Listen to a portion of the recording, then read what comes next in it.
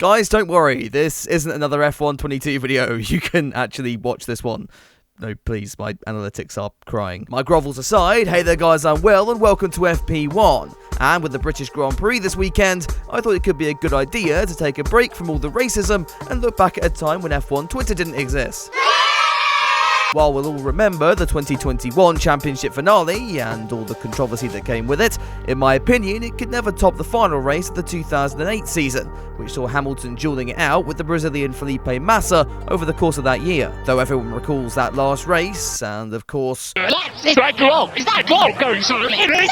sometimes I think we forget that season had some other pretty incredible races as well. For instance, Seb Vettel's first win for Toro Rosso at Monza, Fernando Alonso winning the Singapore Grand Prix by completely legitimate means, while Nelson Piquet Jr. became the most hated Piquet, up until this week anyway, and that year's British Grand Prix, which I want to talk about today. So let's not waste any more time, and chuck in that title card.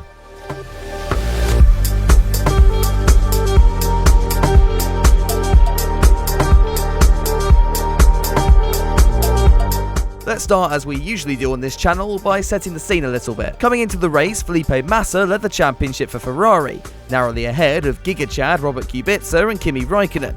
If you're wondering where Hamilton is in all this, he lied 4th in the standings, 10 points behind from the leader, just after he'd forgotten ghosting hadn't been invented yet, coming out of the pits in Canada. There was also a little bit of drama off the track, as the Donington Park circuit waited until this weekend and Silverstone's 60th anniversary to announce that they'd stolen the British Grand Prix contract and would host the race from 2010 onwards.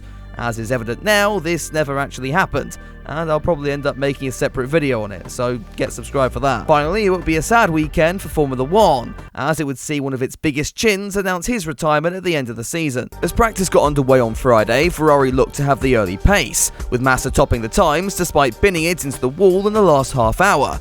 Now prepare yourself for the best camera work you'll ever see of a Formula 1 crash.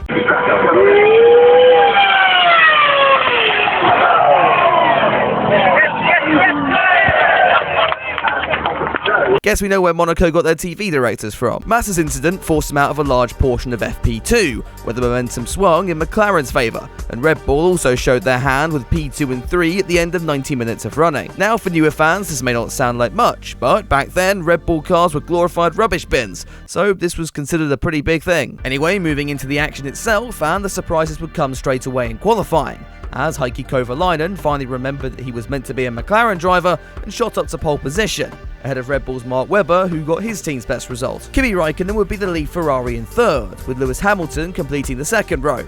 After he took the Carlos Sainz approach, before taking the Carlos Sainz approach was cool. Felipe Massa, meanwhile, will be stuck back in 9th on the starting grid, after his Ferrari mechanics cocked up and were too slow changing his tyres in qualifying.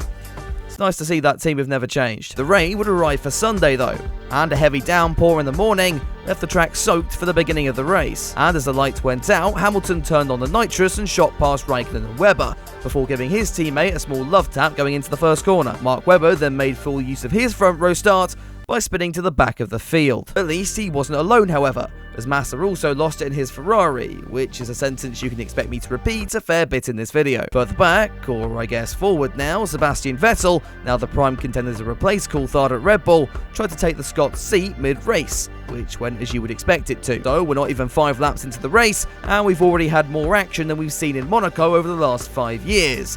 I'm also pretty sure I've missed a few spins in here as well. Having charged down Kovalainen, Hamilton made his move down the inside of Stowe for the lead, which worked better than when he tried it in 2021. It wouldn't really matter though, as Heikki lost it himself a few laps later and dropped back to 3rd behind Raikkonen. Now let's quickly jump to the back and check in on Felipe Massa.